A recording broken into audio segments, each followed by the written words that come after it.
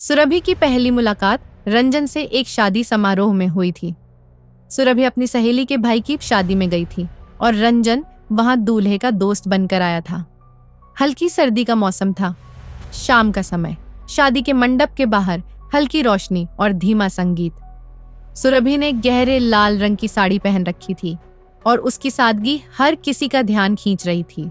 दूसरी ओर रंजन एक आकर्षक और आत्मविश्वासी युवा था। उसने काले रंग का सूट पहन रखा था और उसकी मुस्कान ऐसी थी जो किसी का भी दिल चुरा ले। सुरभि फूलों से सजा मंडप देख रही थी कि अचानक उसके पांव में किसी का पैर लग गया। उसने पीछे मुड़कर देखा तो रंजन मुस्कुराते हुए खड़ा था। ओह, माफ कीजिए, मैंने ध्यान नहीं दिया, रंजन ने हाथ जोड़ते हुए कहा। कोई बात नहीं, लेकिन अगली बार ध्यान रखें, सुरभि ने शरारती अंदाज में जवाब दिया। रंजन ने उसे देखा और हल्की हंसी में कहा, अगली बार कोशिश करूंगा कि सिर्फ आपको ही देखूं। सुरभि ने उसे हैरानी से देखा और मुस्कुराते हुए वहां से चली गई। रंजन को सुरभि में कुछ खास नजर आया। उसने दोस्तों से सुरभि के बारे में पूछा और पता चला कि वह दूल्हे की बहन की सहेली है।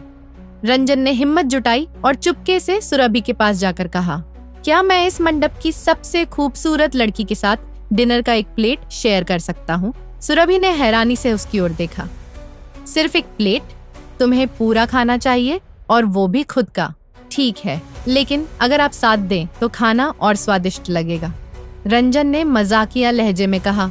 सुरभि की हंसी छूट गई। ठीक है, लेकिन खाना मैंने चुना तो तुम्हें बुरा नहीं लगेगा? अगर आप चुनेंगी तो यकीनन बेहतरीन होगा, रंजन ने आत्मविश्वास से कहा। उस रात के बाद दोनों ने खूब बातें की। रंजन की हंसमुख और दयालु प्रकृति ने सुरभि को प्रभावित किया। वहीं सुरभि की सादगी और बुद्धिमत्ता रंजन को हर पल उसकी ओर खींच रही थी। रंजन ने शादी के बाद सुरभि का फोन नंबर हासिल किया और धीरे धीरे उनकी बातचीत बढ़ने लगी। उन दोनों ने अपने प्यार का इजहार किया और शादी के लिए भी तैयार हो गए। रंजन और सुरभि की शादी बड़े धूमधाम से हुई। सुरभि ने लाल और सुनहरी कढ़ाई वाली साड़ी पहनी थी। उसकी आंखों में शर्म और खुशी दोनों थी। रंजन ने क्रीम कलर की शेरवानी और पगड़ी पहन रखी थी। वह सुरभि को देखकर मंत्रमुग्ध हो गया था। जब पंडित ने फेरे लेने को कहा, रंजन ने सुरभि के कान में धीरे से कहा, तुम्हें पता है, इन फेरों का मतलब सिर्फ जिम्मेदारी नहीं है। मेरे लिए यह वादा है कि मैं तुम्हें हमेशा खुश रखूंगा। सुरभि ने उसकी बात सुनकर हल्का सा मुस्कुराया और कहा, और मैं वादा करती हूँ कि हमेशा तुम्हारे साथ रहूंगी, चाहे जैसे भी हालात हों। विदाई के समय सुरभि की आंखें नम थीं। उसकी माँ ने उसे गले लगाया और कहा, सुरभि, यह तुम्हारे जीवन की सबसे सुंदर शुरुआत है। रंजन का ख्याल रखना। रंजन ने उसे भरोसा दिलाते हुए कहा, आप चिंता मत करें माँ, मैं इसे हमेशा खुश रखूंगा। शादी की पहली रात दोनों के लिए खास थी। कमरे में सुगंधित मोमबत्तियां और गुलाब की पंखुड़ियां सजी थीं। रंजन कमरे में दाखिल हुआ तो देखा कि सुरभि हल्की रोशनी में घूंघट में बैठी थी। क्या मैं अंदर आ सकता हूँ या आपको और वक्त चाहिए? रंजन ने मुस्कुराते हुए पूछा। सुरभि ने घूंघट के नीचे से हल्की हंसी में कहा, अंदर आओ, लेकिन ज्यादा शरारत मत करना। रंजन ने सुरभि के पास बैठकर कहा, तुम्हें पता है, आज मुझे खुद पर बहुत गर्व हो रहा है। मैंने अपनी जिंदगी की सबसे खूबसूरत लड़की को पाया है। सुरभि ने उसकी ओर देखते हुए कहा, और मुझे मेरी जिंदगी का सबसे अच्छा दोस्त। रंजन ने सुरभि के हाथ पकड़े और कहा, हमारा रिश्ता सिर्फ पति पत्नी का नहीं होगा, हम दोस्त, साथी और एक दूसरे की ताकत बनेंगे। उस रात उन्होंने अपनी जिंदगी के पहले दिन को प्यार और सच्चाई के साथ शुरू किया। फिर वो अपने जिंदगी में व्यस्त हो गए। रंजन एक मल्टीनेशनल कंपनी में सीनियर प्रोजेक्ट मैनेजर के रूप में काम करता था। वह अपने काम के प्रति ईमानदार और मेहनती था, जिससे उसकी कंपनी में एक अलग पहचान बनी हुई थी। उस दिन भी रंजन रोज की तरह अपने काम में व्यस्त था। अचानक उसके बॉस मिस्टर मल्होत्रा का कॉल आया। रंजन, तुम्हें आज मेरे केबिन में आना होगा, कुछ खास बात करनी है।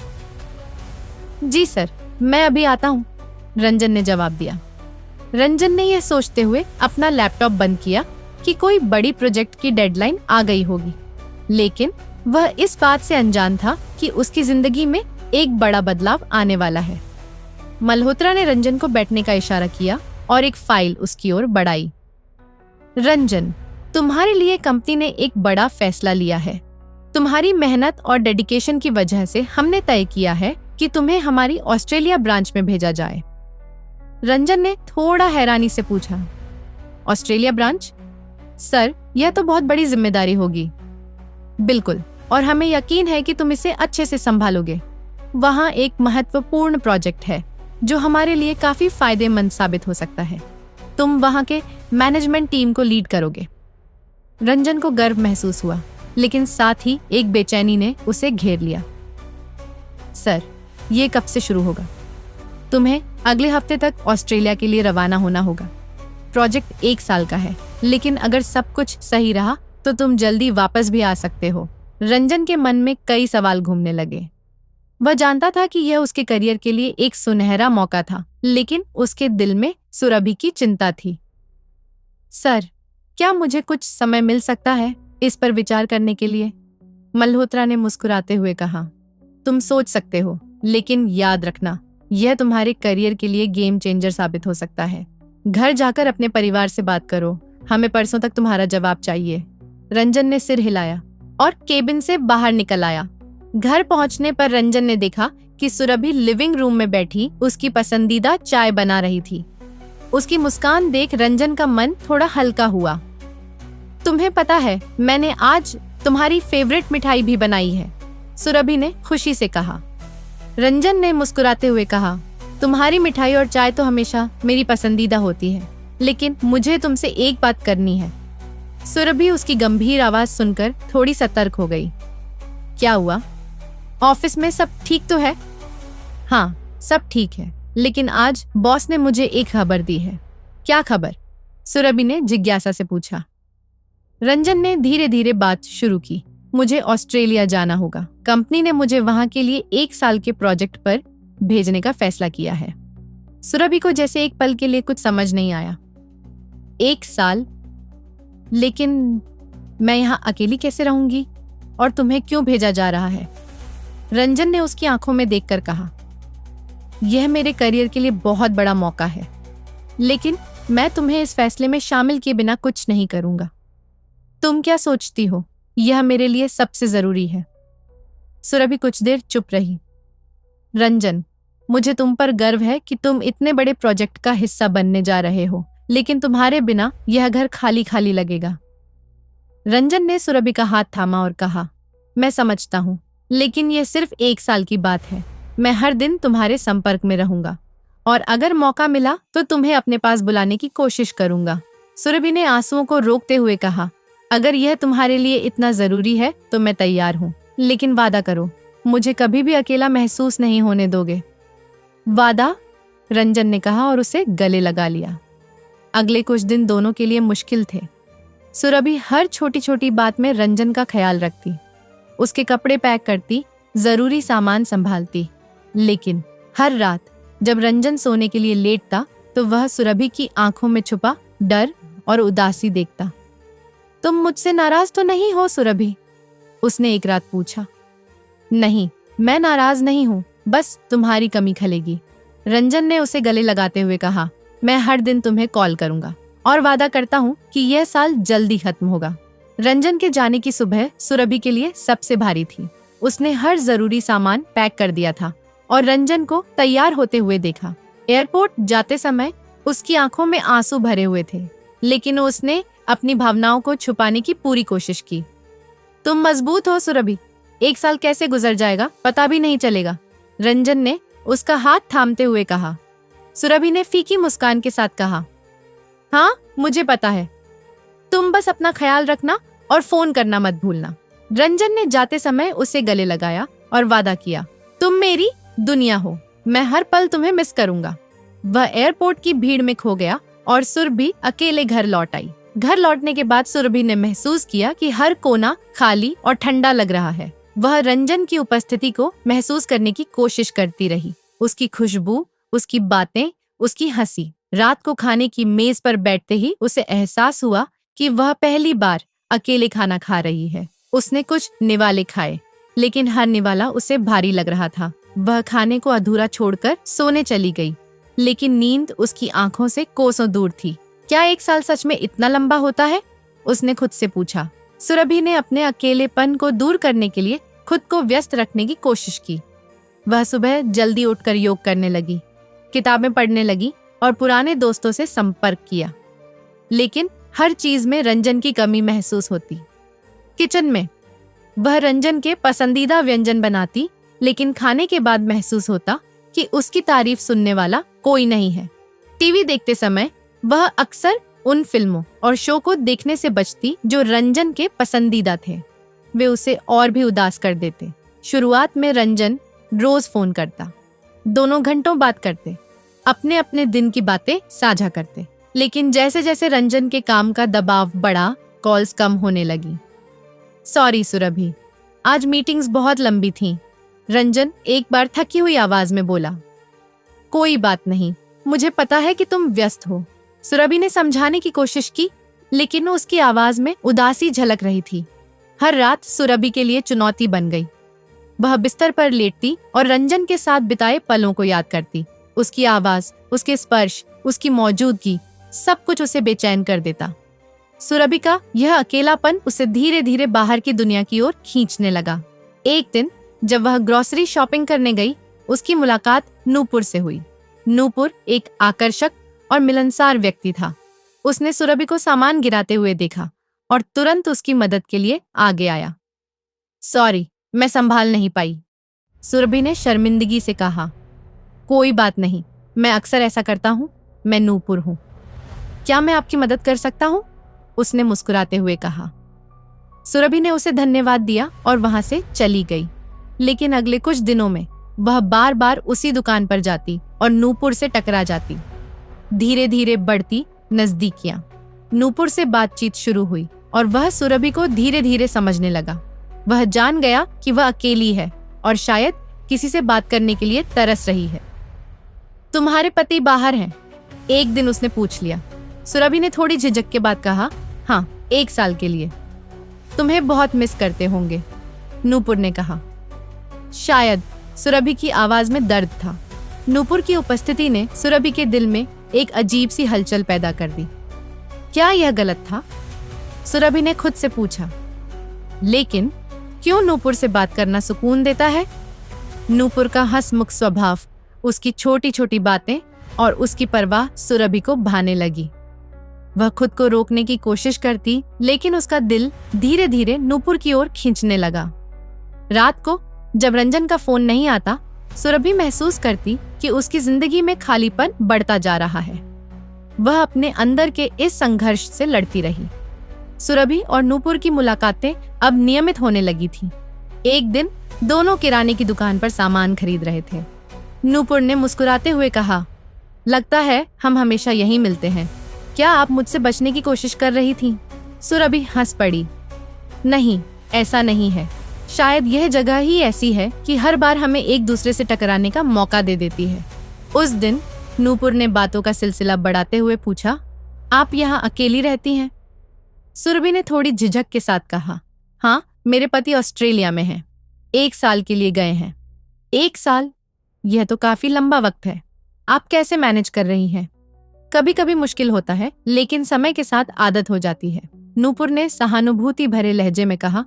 आपको किसी से बात करने की जरूरत महसूस होती होगी। अकेलापन कभी कभी इंसान को बहुत बदल देता है।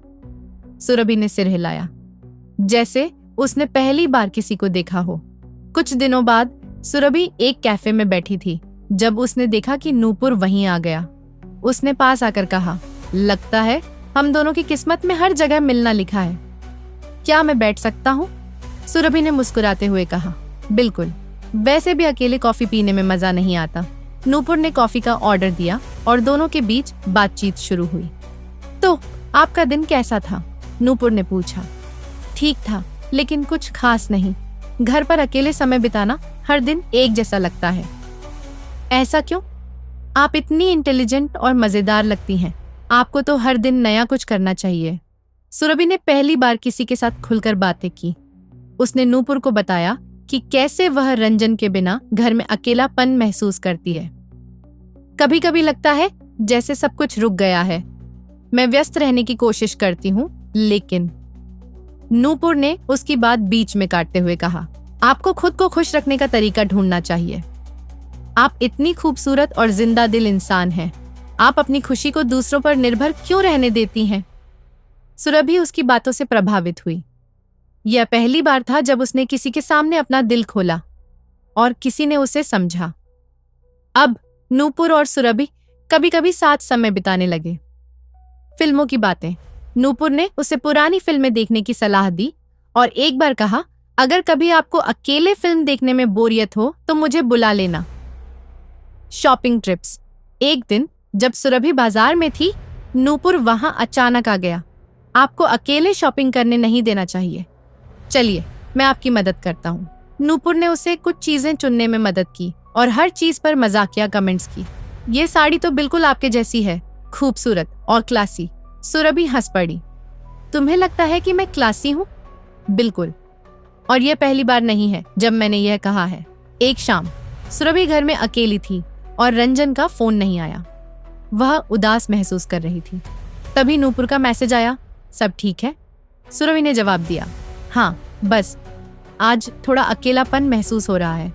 नूपुर ने तुरंत जवाब दिया, अगर आपको बुरा न लगे तो मैं आपसे मिल सकता हूँ। शायद बातों से आपका मूड ठीक हो जाए। सुरभि ने हाँ कह दिया। थोड़ी देर बाद नूपुर उसके घर आया। मुझे पता है यह आपकी पर्सनल स्पेस है, लेकिन मैं यहाँ सिर्फ दोस्त की तरह हूँ, नूपुर ने कहा। दोनों ने बालकनी में बैठकर बातें की। कभी कभी ऐसा लगता है कि यह घर इतना बड़ा क्यों है, सुरभि ने कहा। बड़ा घर नहीं, खालीपन बड़ा महसूस होता है, नूपुर ने जवाब दिया। सुरभि ने उसकी ओर देखा और पहली बार महसूस किया कि नूपुर उसकी भावनाओं को गहराई से समझता है। अगले दिन नूपुर ने सुरभि को बाहर डिनर के लिए चलने का सुझाव दिया। आप हमेशा घर में रहती हैं, चलिए आज थोड़ा बाहर चलते हैं। सुरभि ने कुछ झिझकते हुए हामी भर दी। रेस्टोरेंट में जब नूपुर ने सुरभि का हाथ पकड़कर कहा, आपको पता है आप जितना सोचती हैं उससे कहीं ज्यादा मजबूत हैं, लेकिन आपको किसी का सहारा लेने से डरना नहीं चाहिए। सुरभि ने अपना हाथ खींच लिया, लेकिन वह उस पल को भूल नहीं पाई। वह जानती थी कि यह सिर्फ दोस्ती नहीं रह गई है। लेकिन क्या यह सही था? क्या वह अपने अकेलेपन के कारण नूपुर की ओर खींच रही थी या यह कुछ और था? नूपुर और सुरभि के बीच यह कनेक्शन धीरे धीरे गहराता गया। दोनों के बीच एक भावनात्मक बंधन बनने लगा, लेकिन सुरभि के दिल में रंजन के प्रति प्यार और नूपुर के प्रति आकर्षण के बीच का संघर्ष बढ़ने लगा।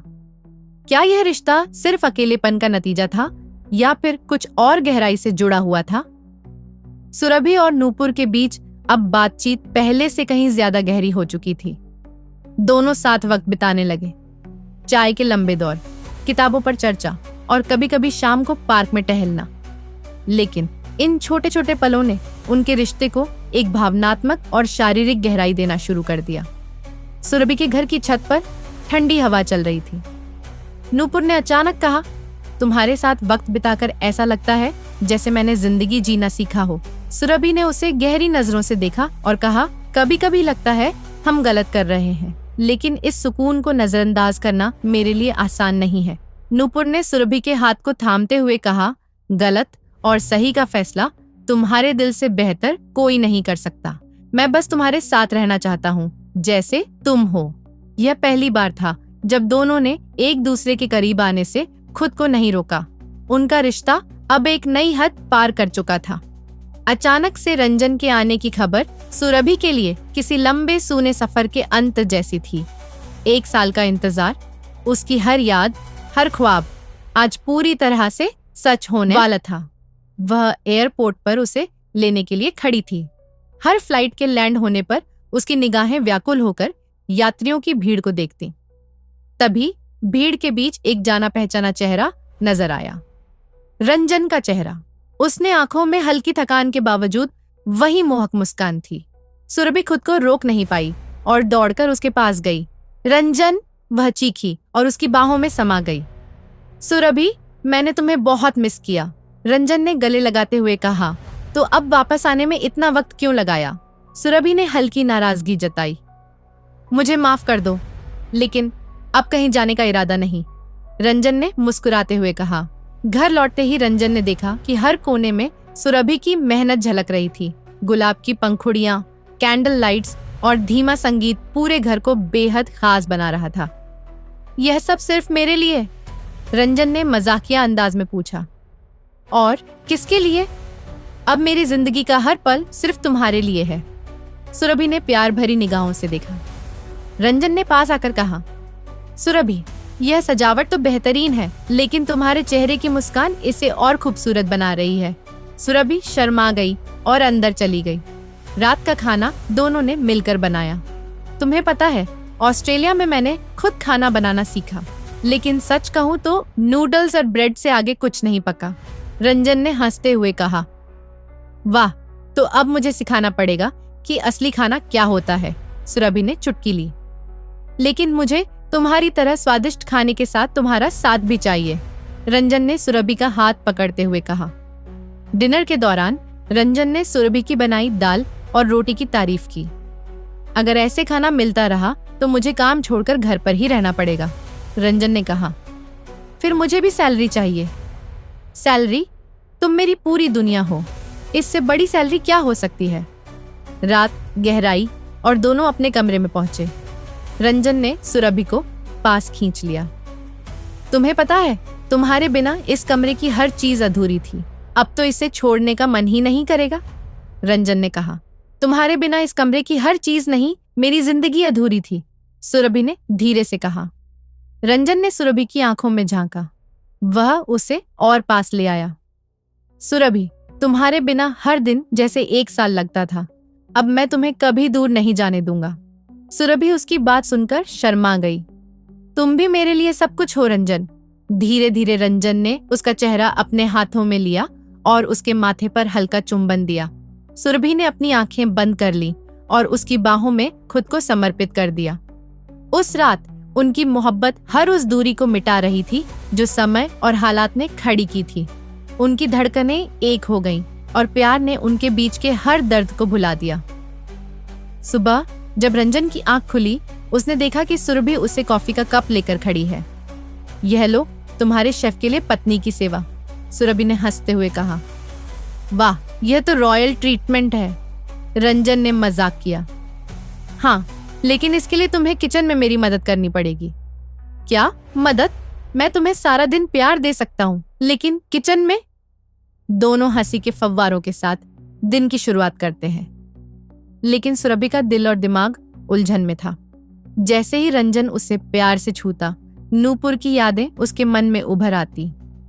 मैं ये सब क्यों सोच रही हूँ? मुझे खुश होना चाहिए, सुरभि ने खुद को समझाने की कोशिश की। अगली सुबह जब रंजन ऑफिस के लिए निकला, सुरभि को नूपुर का फोन आया। तुम ठीक हो? मैं तुम्हें मिस कर रहा हूँ, सुरभि ने जल्दी से कहा। नूपुर, रंजन वापस आ चुका है, अब हमें बात नहीं करनी चाहिए, नूपुर ने चुपचाप कहा। क्या तुम सच में यह चाहती हो? सुरभि ने कोई जवाब नहीं दिया और फोन काट दिया।